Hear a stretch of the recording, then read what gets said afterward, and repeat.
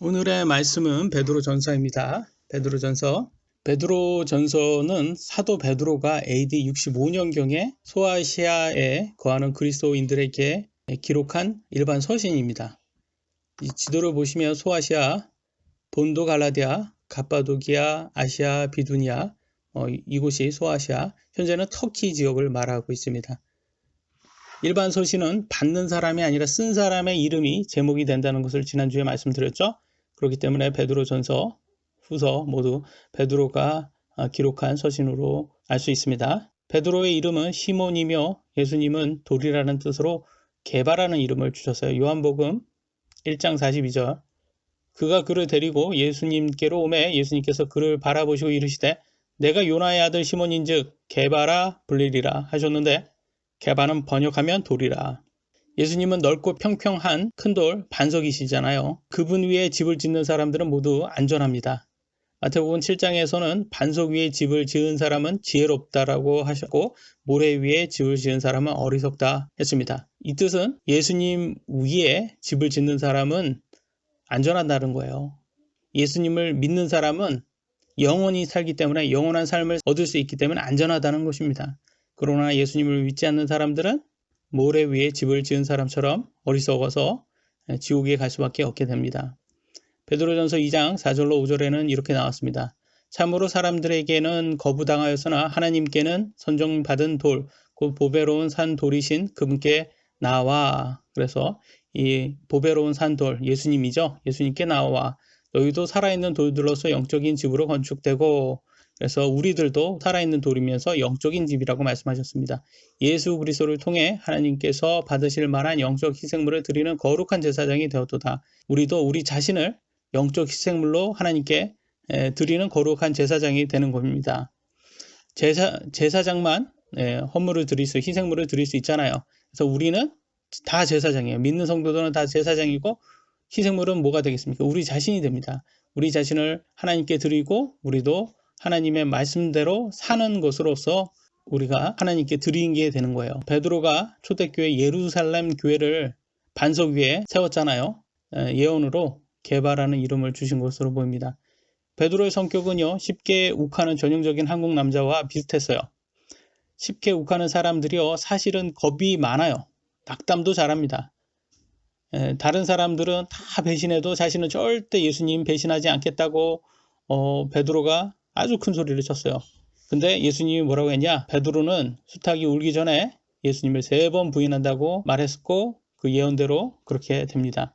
마태복음 26장 33절과 34절 그리고 74절에 베드로가 그분께 응답하여 이르되 모든 사람이 주로 인하여 실족할지라도 나는 결코 실족하지 아니하리라 하매 예수님께서 그에게 이르시되 진실로 내가 내게 이르노니 이 밤에 수탉이 울기 전에 내가 3번 나를 부인하리라 하시거늘 그때 그가 저주하며 맹세하기 시작하여 이르되 나는 그 사람을 알지 못하노라 하매 즉시 수탉이 울더라. 베드로가 나는 예수님 몰라. 예수님을 배신하지 않겠다고 그렇게 큰 소리 쳤던 사람이 아주 쉽게 3번이나 배신을 하죠. 그 과신, 자기 자신을 너무 믿고 이렇게 과신하는 사람들 굉장히 문제가 많아요. 주로 사기꾼들이 이렇게 자기를 믿으라고 아주 그 근거 없는 자신감이 굉장히 많잖아요. 그 사기꾼들은요, 이 말을 잘합니다. 말을 얼마나 잘하는지 몰라요. 전문적으로 또 말솜씨도 좋아서 막 자기를 믿어라. 아주 확실하다. 장담을 잘하죠. 그런데 하나님을 믿는 사람들은요, 그리고 예수님도 그랬고, 자기 자신을 그렇게 높이지 않습니다. 이 진짜들은 자기 자신을 높이지 않아요. 오히려 겸손하고 누구를 믿냐? 오직 하나님께 전적으로 의존을 합니다. 하나님의 말씀과 그분에게 의존을 합니다. 그리고 열매로서 자신의 삶으로서 자신을 증명할 뿐이에요. 믿음보다 더 중요한 것은 그 믿음의 대상이 누구냐에 따라 다른 거예요. 여러분이 믿음이 정말 좋아요. 근데 여러분의 믿음의 대상이 신천지 교주 이만희라고 생각해 보세요. 여러분의 믿음은 아무 때도 쓸모가 없는 거예요. 왜? 믿음의 대상이 틀렸으니까.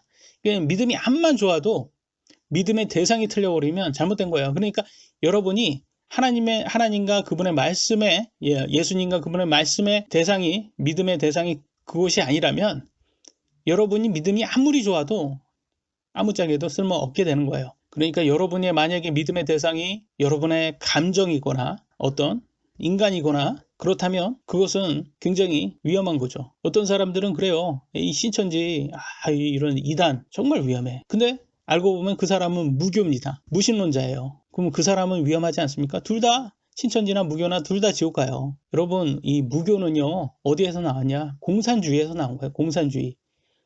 왜 공산주의에서 나왔냐? 여러분이 신을 믿지 못하게, 하나님을 믿지 못하게 하고 그 공산당 그 독재자를 믿게 하기 위해서, 그 리더를 믿게 하기 위해서 공산주의가 오면요, 꼭 공산주의가 첫 번째 하는 게 교회를 무너뜨리고 하나님을 못 믿게 하는, 무교, 무신론화하는 게 공산주의의 첫 번째 방법이에요. 그러니까 우리나라가 사실 이렇게 무교가 많고 이 무신론자가 많게 된 이유가 좌파 공산주의로 된 거예요. 우리나라가 굉장히 그 공산화되어 있는 거예요. 그래서 우리가 이 무교들이 상당히 많습니다. 그렇기 때문에 우리가 안전하기 위해서는 우리 자신, 우리 감정, 아니면 다른 인간의 말을 믿어서는 안 되고 오직 예수님과 그분의 말씀을 믿어야 됩니다. 베드로도 과신을 얼마나 잘했습니까? 자기 자신을 너무 믿었는 사람이었어요. 그러니까 하나님께서 베드로를 쓰시고 싶은데 이게 아직 쓸 수가 없는 거예요. 왜? 겸손이 없잖아요. 그래서 겸손하기 위해서는 뭐가 필요하냐? 시련이 필요한 거예요. 그래서 여러 가지 시련을 줘서 겸손하게 만들어요, 베드로를. 그래서 예수님의 부활을 체험한 후에는 베드로는 엄청나게 변화된 모습이 보입니다. 그래서 자기 자신을 낮추고 오직 하나님 말씀에 예수님만을 신뢰하고 많은 유대인들에게 예수님의 복음을 전하다가 결국 순교로서 삶을 마치잖아요. 자신의 삶으로서 이렇게 자신의 믿음을 보입니다. 그래서 베드로 전서는요, 고난, 이 시련, 이것에 임하는 그리스도인들에게 격려와 소망을 주는 내용으로 이루어져 있어요. 그래서 마귀가 삼킬 자를 찾아 사자처럼 울부짖듯이 이런 많은 사람들이요, 박해를 했단 말이에요. 특히 폭군의 대명사 로마의 제5대 황제 네로라는 사람이 있어요. 네로. 이 사람이 기독교 박해를 엄청 심하게 했단 말이에요. 초대교회. 그러니까 초대교회 성도들이요, 여러 곳으로 흩어지게 됩니다. 그래서 불같은 시험을 당하게 되는 거예요. 그러니까 얼마나 그때 당시에 이 베드로 당시에 얼마나 많은 사람이 고난과 시련을 당했겠습니까? 그러니까 베드로가 그 사람들에게 도움의 말을, 베드로 전서를 통해서 도움의 말을 해주는 거예요. 그래서 먼저는 칭의, 성화, 영화, 구원을 설명해 줍니다. 그 다음에 모든 성도들은 은혜와 믿음, 소망과 사랑으로 자신의 구원을 입증하라라고 말하고 있습니다. 첫 번째 우리가 볼 것은 구원 받았는데 왜 시험을 받는가? 세상에 많은 사람들은요, 술로 재정을 탕진을 합니다. 또 음주운전을 해서 사람을 죽이거나 자신의 커리어를 다 망가뜨리는 사람도 있어요. 그 다음에 술 먹고 또 폭행을 해서 사람을 또 다치게 하거나 죽이기도 하고, 또 술 먹고도 바람을 피우고. 그러고 보니까 이 모든 근원이 술에서 나오는 것 같아요. 그래서 실제로 모든 범죄의 80%가 술에 관련이 있다고 말합니다. 그런데 오늘날 이 미디어라든지 드라마 같은 데 보면 그 담배 피는 장면은 꼭 그 모자이크 처리하는데 술 먹는 장면은 무슨 술 먹는 게 아주 삶의 닭인 것처럼 그렇게 잘 묘사를 한단 말이에요. 그리고 실제 많은 어른들이요, 그렇게 술 아니면 낙이 없는 것처럼 그렇게 살고 있어요. 그래서 그것이 정말 가정을 무너뜨리게 되는, 그 이혼을 하게 되고. 그런데 이 마귀가 이 세상 사람들의 눈을 멀게 해서 이 문제의 근원, 이 술이 문제의 근원인지 모르게 만드는 것 같아요. 믿는 사람이라 하더라도 이 세상의 정욕과 쾌락을 완전히 다 제거할 수가 없죠. 이 번영복음이 잘못된 것은 예수님만 믿으면 앓고 있던 병도 다 낫고 모든 일이 다 잘 되고 편하게 소원 성취하면서 잘 산다라는 그런 좀 인식을 많이 심어 놨는데, 사실 알고 보면 이 말씀에서는 우리 삶이 변화되고 깨지지 않으면 진짜 믿음이 아니라고 나와 있습니다.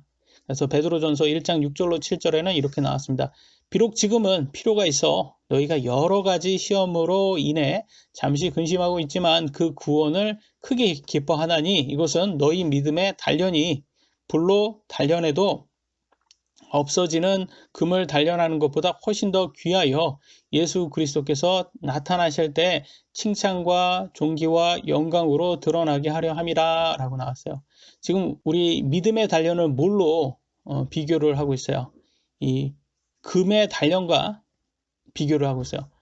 금은요, 단련을 시켜야 되는 거예요. 금을 단련을 어떻게 시키냐?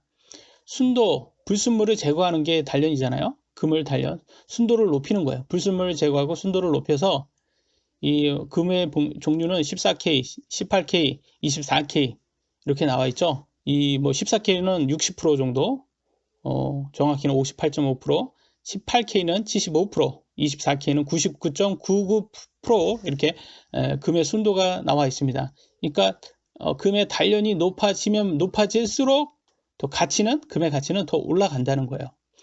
크리스찬의 삶도 마찬가지라는 거예요. 이 시련과 시험으로 지금은 힘들지만 네가 단련 받아가지고 끝까지 남아 있을 때 너의 믿음도 높아지고 그리고 너의 삶이 이렇게 성화될 때 예수님의 삶과 비슷해질수록 너의 가치는 더 높아진다는 거예요. 그럼 뭘 빼야 된다는 거예요? 세상에 불순물이 많이 남아 있잖아요. 우리가 예수님 믿는다고 해도 예수님 믿은 후에도 우리가 세상에 무슨 불순물이 남아 있기 때문에 그걸 빼는 시험이 필요한 거예요. 그래서 하나님이 주시는 시험을 통해서 금의 순도가 높아지듯이 크리스천들도 세상의 불순물을 제거하는 과정이 필요하다는 것입니다. 신앙생활은 금의 단련 과정과 이렇게 비교되고 있어요. 금을 단련할 때 금은 뭐 이렇게 느끼거나 생명이 없어서 뭐 그런 거는 없겠지만 만약에 금의 입장에서 만약에 본다면 그 단련 과정이 얼마나 고통스러울까요? 하지만 순도가 높아지면 더 귀하게 대접받지 않습니까? 그러니까 크리스찬들도 그와 같다는 겁니다. 여러 가지 시험으로 깨지고 변화되고 우리의 삶의 우선순위가 세상적인 것이 아니고 하나님의 말씀이 될 때 우리는 더 귀한 존재가 된다는 것입니다. 누가 여러분을 아주 특별하게 더 귀한 존재로 여겨준다면 여러분 기분은 어떨까요? 아마 구름 위에 나는 것처럼 아주 기쁠 거예요. 내가 누구에게 인정받는다는 것보다 기분 좋은 게 사실은 없어요. 그래서 신천지가 이것을 악이용해서 여러분에게 다가가는 겁니다. 많은 사람들에게 이걸 다가가서 당신은 정말 특별한 존재다. 이걸 자꾸 해서 기분 좋게 만들어주는 거예요. 근데 사실 알고 보면 신천지는 딱 그렇게 해서 쏙 신천지에 딱 이렇게 세뇌시켜서 딱 하면 그 다음에 신천지가 하는 게 뭐예요? 그 사람들을 노예로 써먹거나 그 사람들의 재산을 다 이렇게 갉아먹죠. 이들은 거짓으로 그렇게 특별하게 대해주는 척을 한 거예요. 근데 하나님은 그게 아니라는 거야. 영원한 생명을 주신다는 거야. 근데 그것까지 받기 위해서는 우리는 신앙생활으로 우리가 이 시험을 통과하고 우리의 이 믿음을 스스로 증명을 해야 되는 과정이 필요한 거예요. 그리고 예수님이 재림할 때, 예수님이 다시 나타날 때 우리가 우리의 믿음을 끝까지 지킨 사람은 칭찬과 존귀와 영광을 받는다는 거예요. 아주 특별한 존재로 그런 대우를 받는다는 거예요. 그러니까 신앙생활은 인내가 필요한 겁니다. 사실 이 땅에서는 특별한 대우를 못 받을 수도 있어요. 크리스찬들은. 고린도후서 6장 9절에는 사도들이 이렇게 말합니다. 사도 바울이 이렇게 말하죠. 무명한 자 같으나 유명하며. 사도들이 그래요. 야, 우리는 사실은 이 땅에서는 무명한 사람들이야. 그러나 천국에서는 유명한 사람이다. 이렇게 얘기하고 있어요. 그래서 예수님 말씀대로 사는 사람들은요, 이 땅에서는 무명해서 특별한 대우를 못 받을 수 있어요. 그러니까 신천지들은 그러니까 이 땅에서 모든 것을 하려고 그래요. 이 땅에서 아주 특별한 대우를 받아야지 정상인 것처럼 말하지만 사실은 크리스찬들은 이 땅에서는 뭐 아주 특별한 대우를 못 받을 수도 있다. 무명하게 살다가 갈 수도 있어요. 그러나 하나님 말씀대로 살았을 때 천국에서는 유명하게 돼서 특별한 대우를 받는다는 겁니다. 그러면 이 땅에서 유명한 스타들 한번 보세요. 겉보기에는 너무 보기 좋아요. 그죠? 아주 예쁘고 잘생겼고 근데 그 뒷면에 보시면 아주 치열한 경쟁이 있어요. 그 자리까지 올라가기에는 엄청난 고생을 많이 한답니다. 근데요, 그렇게 올라갔어요. 정말 어렵게 올라갔는데 유명함은 한 번에 떨어질 수 있잖아요. 그러니까 그 압박감, 공포감이 일반 사람들이 받는 스트레스와는 차원이 다르다는 거예요. 그러니까 악플에서 자살하기도 하고, 왜 그게 가능하냐면 이게 정신병에 걸린 거야, 이 사람들이요. 무슨 정신병? 예, 우울증이라든지 공황장애라든지 폐쇄공포증이라든지 진짜 정신병이 아니면 살아갈 수가 없는 거예요. 그런 사람들은. 그러니까 그런 짓까지 자살까지 할 수밖에 없는 그런 어떻게 보면 안타까운 사람들인 거예요. 그러니까 이 땅에서 유명해지는 거는 결코 좋은 거는 아닙니다. 오히려 하늘에서 유명해지는 것을 추구하는 게 지혜로운 것입니다. 우리는 하나님께서 주시는 이게 시험을 다 이해할 수는 없어요. 왜 이걸 다 주시나. 하지만 우리가 꼭 기억할 것은 우리가 이 신앙생활을 포기하지 않고 믿음을 끝까지 지키면 우리는 구원을 받는다고 약속을 하셨어요. 그래서 마태복음 24장 13절에는 그러나 끝까지 견디는 자 곧 그는 구원을 받으리라 라고 말씀을 하셨어요. 그러니까 이게 쉬운 길은 아닙니다. 사실 구원이라는 게. 하나님은 절대로 신앙생활을 쉽다고 약속하지 않으셨어요. 하지만 우리가 구하면요, 하나님께 구하면요, 우리와 함께 계시고 우리를 도와주신다고 항상 얘기하셨어요. 여러분, 마라톤은 개인전이잖아요. 남이 대신 뛰어줄 수 없잖아요. 그와 같이 우리 신앙생활은 개인전입니다. 남이 대신 뛰어줄 수는 없어요. 그렇지만 도와줄 수는 있어요. 하나님께서 코치처럼 우리를 도와주고 어떻게 해라. 그래서 우리를 이렇게 끝까지 우리와 같이 뛰어주는 거예요. 예수님께서. 우리가 지금 육적으로는 눈에 보이지 않지만 우리의 신앙생활 옆에는 항상 예수님이 우리보다 오히려 더 힘들게 우리와 같이 뛰어주시고 계신 겁니다. 근데 우리가 끝까지 견뎌서 이 결승선에 딱 뛰어 넘어갔을 때, 우리 예수님 딱 재림하실 때, 그분의 칭찬 한마디 딱 들었을 때 여러분의 신앙생활, 그 힘들었던 신앙생활이 다 사라지는 거예요. 예수님께서 한 번 딱 칭찬해주면 이 땅의 모든 그런 고민들, 힘들었던 것, 그런 시험들, 고난들, 이런 것들이 다 같이 있었구나. 다 나한테 같이 있었구나. 깨닫게 된다는 거예요. 그래서 사실 이 세상에서는 구원보다 더 가치 있는 건 없습니다. 그래서 우리는 꼭 끝까지 견뎌서 구원을 받는 성도들이 되셔야 합니다. 두 번째, 구원을 받은 후에 달라져야 되는 점이 있다고 또 베드로 전서에는 말하고 있어요. 먼저 외모가 달라져야 된다고 말합니다. 베드로 전서 1장 14절로 25절에 너희는 순종하는 자녀로서 전에 알지 못하던 때 이전 정욕을 따라 너희 자신을 꾸미지 말라. 그러니까 구원 받기 전처럼 너네 그런 식으로 정욕에 따르는 것처럼 꾸미지 마라. 무슨 말이에요? 지금 뭐 말하는 거예요? 야, 너네 세상의 트렌드, 그러니까 좀 특히 여성들은 그 여자 아이돌처럼 뭐 몸매를 드러내는 것처럼 그런 게 많은 사람들의 인기는 얻을 수 있을지 몰라도 그런 것처럼 너네 외모를 꾸미지 마. 세상을 따라가지 마. 이렇게 얘기하고 있고요. 15절에는 오직 너희를 부르신 분께서 거룩하신 것 같이 너희도 온갖 종류의 행실에서 거룩할지니라. 그래서 우리 크리스찬의 삶의 목적은 뭐겠어요? 하나님이 거룩한 것처럼 우리도 모든 행실에서 거룩하는 것을 따라가야 된다라는 거예요. 그래서 크리스찬이면, 그러니까 몸매를 드러내는 그런 옷, 여자들이라면 보석, 명품을 과시하는 그런 것으로 꾸며서는 안 되고요. 남자 같으면 술, 담배, 이 문란한 삶, 이 정욕과 쾌락을 따르는 그런 것으로 우리 삶을 써서는 안 된다는 겁니다. 진짜 저는 그렇게 생각해요. 진짜 알곡이라면 만약에 그렇게 세상적으로 살 때 금이 단련받는 것처럼 시험이 꼭 옵니다. 무조건 올 수밖에 없어요. 왜냐하면 세상적으로 살기 때문에 하나님께서 그런 사람들을 가만히 놔두지 않아요. 시험을 통해서 겸손하게 만들어주세요. 근데 그렇게 세상적으로 사는데 시험이 없어요. 이 구원파들이 그러거든요. 구원파들이 믿는다고 하는데 이 사람들은 굉장히 세속적으로 살고 세상적으로 살고 아주 진짜 성적으로 아주 문란하게 사는데도 이 시험이 없어요. 왜 그럴까요?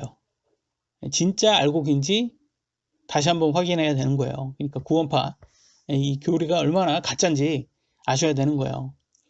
왜? 진짜면 시험이 있어야 되는데 진짜가 아니라는 거예요. 그 다음에 성경을 읽어야 된다고 말하고 있습니다. 베드로전서 2장 2절에 이렇게 나왔어요. 새로 태어난 아기들로서 말씀의 순수한 젖을 사모하라. 이것은 너희가 그 젖으로 말미암아 성장하게 하려 함이라. 그래서 성경 말씀을요, 영적인 성장을 위해서는 성경 말씀을 꼭 읽어야 된다고 말해주고 있어요. 그래서 성경 말씀을 우리가 잘 읽고 성경 말씀을 깨달아야지 이 신천지 같은 이 이단들이 우리를 공격하거나 아니면 실제 우리 주위의 사람들을 공격할 때 그들에게 진리의 말씀을 선포할 수 있는 거예요. 사실 이 신천지의 교리를 보면 우습습니다. 이거는 유치원생들도 빠질 수 없는 그런 교리예요. 그러니까 걔네들이 교리 때문에 빠지는 게 아니에요. 그들에게 특별하게 대우를 해주고 세상 사람들이 안 해주는 그런 대우를 받다 보니까 그런 것 때문에, 인간적인 것 때문에 빠지는 거지, 교리로는 엉터리예요. 엉터리. 그러니까 그런 것들을 가르쳐 줄 수 있으려면 적어도 성경 말씀은 기본적인 것은 깨달아야지 이단을 구분할 수 있겠죠. 그 다음에 세 번째로는 바르게 살아야 된다고 나와 있습니다. 베드로전서 2장 11절로 12절. 극진히 사랑하는 자들아, 나그네와 순례자인 너희에게 내가 간청하노니 혼을 대적하여 싸우는 육체의 정욕을 삼가라. 육체의 정욕이 우리 혼을 대적한다. 우리 혼과 반대랍니다. 그러니까 우리 육체의 정욕, 우리 육체가 원하는 것과 우리 혼이 원하는 것이 서로 반대라는 거예요. 12절. 이방인들 가운데서 너희 행실을 정직하게 하라. 이것은 그들이 너희더러 악을 행하는 자라고 비방하다가도 자기들이 바라볼 너희의 선한 행위로 인하여 돌아보시는 그날에 하나님께 영광을 돌리게 하려 함이라. 그래서 믿지 않는 사람들 앞에서 또 항상 선한 행위로서 우리가 모범을 보여야 된다라고 말하고 있어요. 그래서 가장 좋은 전도는요, 말로만 하는 전도가 아니라 우리의 삶, 선한 행위의 삶으로서 전도를 하는 게 가장 좋다고 말하는 거예요. 우리가 성경 말씀대로 살다 보면 이 육체의 정욕을 삼가하다 보면 이 선한 행위들이 나오잖아요. 쟤네들은 이상해. 크리스찬들인데 세상적으로 진짜 이렇게 인생의 낙이 이게 술인데 술도 즐기지 않고 어떻게 저렇게 재미있게 사는지 몰라. 이런 것들을 보여줘야 되는 거예요. 정말 그런 세상적인 거, 육신적인 거, 육체의 정욕들이 얼마나 안 좋은지 그런 것을 보여줘야 되는 거예요. 그런 것이 참 전도라는 것입니다. 네 번째로는 또 바른 부부 관계가 있어야 된다고 말합니다. 베드로전서 3장 1절과 7절에 이렇게 나왔습니다. 아내들아, 이와 같이 너희도 너희 남편에게 복종하라. 이것은 누가 말씀에 순종하지 아니하여도 그들 또한 말없이 아내의 행실을 통해 얻고자 함이니, 그 말은 뭐냐, 믿지 않는 남편이 있어요. 아내는 믿는 아내인데 남편이 믿지 않아요. 그러면 어떻게 하냐, 행실로서 남편에게 전도를 하라는 겁니다. 행실로서, 선한 행실로서. 7절에는 남편들아, 이와 같이 너희도 지식에 따라 그들과 동거하고 아내를 더 약한 그릇이요 또 생명의 은혜를 함께 상속받을 자로 여기고 존중하라. 그리하여야 너희 기도가 방해를 받지 아니하리라. 마찬가지로 남편들은 아내를 항상 더 약한 그릇으로, 그 다음에 생명의 은혜를 함께 상속받을 자로 여겨야 하고 존중해야 돼요. 사실 2000년 전에 한번 이 글을 본다고 생각해 보세요. 2000년 전에는 여자가 존중받는 그런 세상이 아니었단 말이에요. 근데 그 2000년 전에 이미 존중하라 이렇게 말을 했단 말이에요. 그러니까 얼마나 그 성경이 바른 거예요. 근데 지금은 오히려 이게 좋아진 거죠. 존중하라. 근데 너무나 반대가 되고 있어요. 지금은 좀 익스트림하게 돼가지고 페미니즘 이런 사람들이요, 잘못된 것을 가르치는데 동등한 거지, 여자를 존중하다라는 것은 서로 존중하라는 뜻입니다. 그러니까 여자가 더 위라는 것이 아니에요. 근데 오늘날은 완전히 반대가 지금 되어 가고 있어요. 서로 다 존중해야 되는 게 가장 중요한 거예요. 근데 그렇게 하지 않으면요, 남자가 아무리 기도를 해도 하나님이 듣지 않는다는 거야. 기도가 방해를 받는다고 말을 하고 있습니다. 부부관계가 사실 크리스찬으로서 굉장히 중요한, 우리의 믿음을 보여주는 관계다. 또 다음, 악을 피하고 선을 행해야 한다라고 되어 있어요. 베드로전서 3장 11절로 12절에 악을 피하고 선을 행하며 화평을 구하고 그것을 따르라. 주의 눈은 의로운 자들 위에 거하며 그분의 귀는 그들의 기도에 열려 있으되 주의 얼굴은 악을 행하는 자를 대적하느니라. 그러니까 하나님 말씀대로 사는 사람들의 기도를 더 들으시고 하나님 말씀과 반대로 가는 사람들의 기도를 안 들으신다는 거예요. 그래서 오늘날 사람들이 그래요. 참 세상적으로 인본주의, 인간들이 만든 선과 악을 따르는 인본주의자들이 하나님이 정말 있으면 왜 하나님 지금 나타나지 않아? 라고 말하거나 하나님 내 말을 듣지 않아? 막 이렇게 불평불만을 하는데 그것은 그 사람들이 하나님의 말씀과 반대로 따르기 때문에 하나님이 그들의 기도를 듣지 않습니다. 그러니까 우리도 잘 살펴봐야 되는 거예요.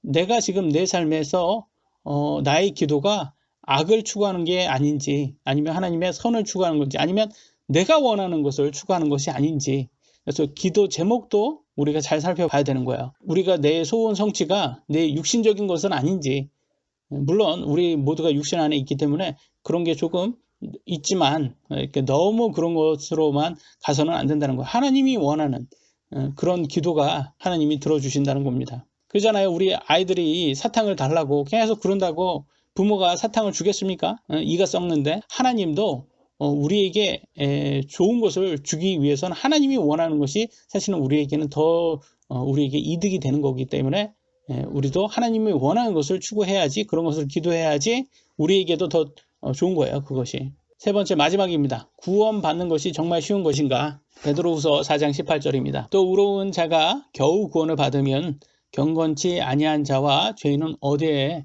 모습을 나타내겠느냐? 성경에서는 의로운 자가요 구원을 쉽게 받는다고 나왔습니까? 아니면 겨우 구원을 받는다고 나왔어요? 겨우 구원을 받는다고 나왔어요. 천국으로 가는 길이요 좁은 길이에요. 찾는 자가 없어요. 근데 오늘날 이 구원파 이 사람들이요 구원을 너무 쉽게 만들어 버렸어요. 행위 없는 구원, 쉬운 구원 그래가지고 정말 말만 하면 구원 받아서 천국 가는 것처럼 심지어 세상적으로 세속적으로 정욕과 쾌락을 섬기며 살아도 예수님만 믿는다고 말했다고 천국 간다고 가르쳐 놓아서 굳이 힘들게 인내할 필요가 없게 만들어 놓았다는 거예요. 여러분 한번 생각 한번 해보세요. 마라톤을 달리지 않아도 달린 사람과 똑같이 1등 상품과 금메달을 준다고 한번 생각해 봅시다. 그럼 누가 힘들게 마라톤을 달릴까요? 예수님 믿는다고 말해도 어떤 핍박도 없는 요즘과 같은 세상에서 예수님 믿는다고 말하는 것이 뭐 그렇게 대단한 믿음이 될까요? 그렇잖아요. 우리는 북한처럼 아니면 초대교회처럼 말 한마디가 우리의 삶에 확 이렇게 변화되는 게 아니라는 거예요. 지금 예수님 믿는다고 누가 막 이렇게 죽인다고 그렇게 하지 않잖아요. 근데 초대교회 때는 어땠는지 한번 보세요. 베드로전서 4장 12절 사랑하는 자들아 너희를 단련하려고 오는 불같은 시련에 관하여는 마치 이상한 일이 너에게 일어난 것 같이 이상히 여기지 말고 초대교회는요 예수님 믿는다고 말만 하면요 불같은 시련이 바로 온 거예요. 북한도 그렇잖아요. 그런 시련은 지금 없잖아요. 우리는. 그렇지만 우리도 여전히 시험이 있어요. 그래도 어떤 시험이 있습니까? 육신적인 핍박은 없지만 육체적인 핍박은 없지만 영적인 시험은 계속 있어요. 베드로전서 4장 3절에 이렇게 나왔어요. 우리가 색욕, 정욕, 과음, 활락, 연회, 가증한 우상 숭배 속에서 걸어 이방인들이 하고자 하는 바를 행한 것이 우리 삶에 지나간 때로 우리에게 조카도다. 무슨 말이에요? 우리 구원 받기 전에는 이런 것을 우리도 또 했잖아. 여자 찾고 과음하고 그런 것도 뭐 또 우상 숭배하고 이렇게 전보로 다니고 우리 예전에 그런 걸 즐겼잖아. 이제 오늘날 그러잖아요. 많은 사람들 술 마시고 성적 쾌락을 추구하고 뭐 일이 잘 안 풀리면 전보로 다니고 이런 거는 구원 받기 전에 사람들이 했던 거예요. 근데 이상하게 이 한국은요, 한국의 많은 교회 성도라고 하는 사람들이요, 구원 받기 전에 했던 그런 것을 아직도 구원 받은 다음에도 이런 삶을 즐긴다는 거예요. 뭐가 문제냐? 많은 목사들이요, 구원을 교회 다니는 것으로 아니면 11조 하는 것으로 그걸로 바꿔놨어요. 그것만 하면 세상에 나가서 너가 모든 것을 다 해도 되는 것처럼 만들어 놨다는 거야. 구원 받기 전에 행하는 것을 계속 즐겨도 되는 것처럼 만들어 놨어요. 그래서 베드로전서 5장 2절로 3절에는 뭐라고 나왔냐? 목사에게 하는 말입니다.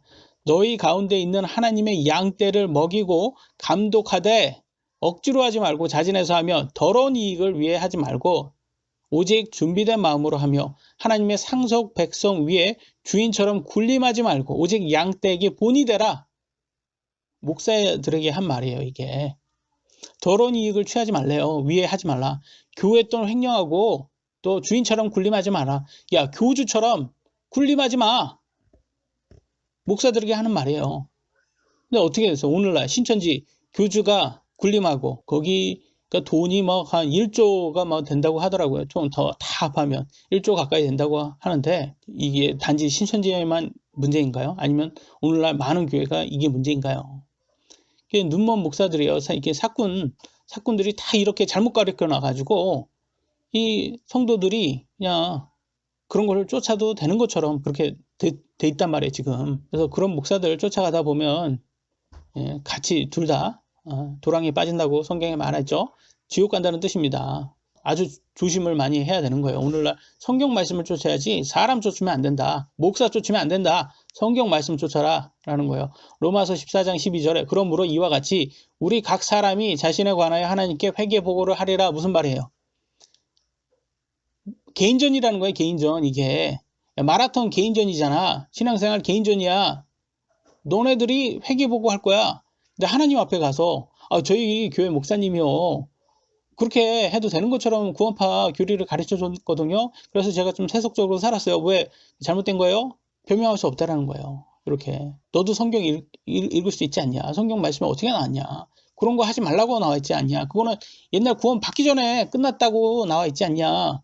라고 하는 말이에요. 다른 사람 탓하면 남 탓하면 안 된다는 거예요. 목사 탓 해봤자 소용없다라는 거예요. 여러분 남 탓하는 거 누구의 주특기예요? 이 좌파들의 주특기가 남 탓하는 거예요. 세상의 많은 유혹들 다 참고 인내하며 하나님 말씀대로 사는 게 절대 쉬운 일이 아니에요.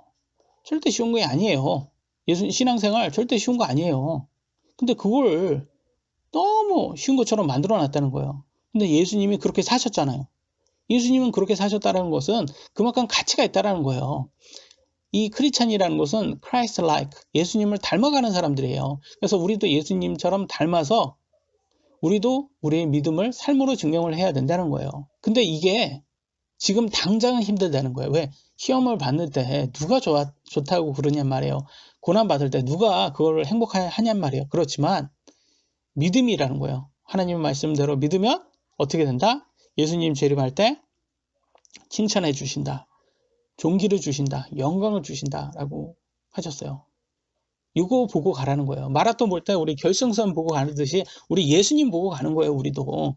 예수님이 이렇게 약속하셨잖아요. 영원한 생명으로 우리에게 보상해 주신다는 거. 이거보다 큰 게 어디 있어요, 세상에. 영원한 거 세상에 없잖아요. 아무리 돈 많아도 영원하지 않아요. 근데 우리가 예수님 보고 영원한 생명을 쫓아가면 우리는 할 수 있다라는 거예요. 그래서 이 신앙생활에 바른 신앙생활을 한다는 것은 오직 하나님 말씀대로 하는 것이지 이 사람의 말 그것을 이렇게 쫓으면 안 됩니다. 그래서 우리는 예수님 재림할 때 칭찬, 존귀, 영광 받는 성도님들 모두 되시기를 예수님의 이름으로 기도드립니다. 오늘 여기까지 하겠습니다. 기도하시겠습니다. 사랑이 많으신 우리 하나님 아버지 감사합니다. 오늘 베드로전서를 통해서 하나님께서 우리에게 여러 가지 교훈의 말씀을 주셨습니다. 그 중에서 또 이 칭의, 성화, 영화 이 세 가지 이 구원에 대해서 다시 한번 이렇게 알려주셨고 특히 성화에 대해서도 알려주셨고 우리 삶에 구원받은 사람으로서 구원 받기 전과 받긴 후에 어떤 삶이 바뀌어야 되는지도 보여주셨습니다. 주님, 이게 육신적으로 우리가 살 때 참 쉬운 일이 아닙니다. 그럼에도 불구하고 우리 안에 있는 성령님께서 우리를 컨트롤해 주셔서 성령으로 충만시켜 주셔서 하나님의 뜻에 부합되는 그런 삶을 우리 삶으로서 열매로서 낼 수 있는 그런 사람들 될 수 있도록 도와주시옵소서. 참 쉬운 일은 아닙니다. 말은 쉬운데 이게 실천은 어렵습니다. 오직 성령님께서 충만하실 때 나오는 행실이기 때문에 이 선한 행위이기 때문에 우리 육신으로서는 많이 한계가 있습니다. 주님, 우리가 간절하게 우리 자신을 하나님께 다 드리고 우리 마음도 드리고 우리가 다 제사장으로서 우리 모든 것을 다 드리는 제사장으로서 우리가 드렸을 때 하나님께서 우리가 이 땅에서는 무명한 자처럼 살지만 천국에서는 아주 유명한 사람이 된다는 것을 깨닫고 예수님께서 이 준비해 주신 영원한 생명이 얼마나 대단한지 우리가 매일매일 깨달으면서 하루하루 사는 게 얼마나 감사한지 깨닫는 사람들 될 수 있도록 도와주시옵소서. 오늘날 정말 많은 사람들이 세상적인 것에 취해서 세상적인 것이 전부인 것처럼 그 세상적인 거 없어지면 삶을 다 포기하는 그런 사람들이 많게 되어 있습니다. 가장 중요한 것은 이 세상의 것들이 아니라 하나님의 말씀이라는 것을 깨달을 수 있도록 도와주시옵소서. 하나님의 말씀대로 살았을 때 우리가 하나님의 약속에 영원한 생명을 받을 수 있음을 우리가 믿습니다. 우리 모든 성도님들의 필요를 채워주시고 더 보호해 주시고 특히 이 우한 코로나로 통해서 많은 사람들이 고통받고 있습니다. 이 대한민국을 하나님께서 바르게 세워주시고 또 지켜주시고 복 주시기를 원합니다. 감사하고 모든 말씀 사랑의 주 예수 그리스도의 이름으로 기도드렸습니다. 아멘.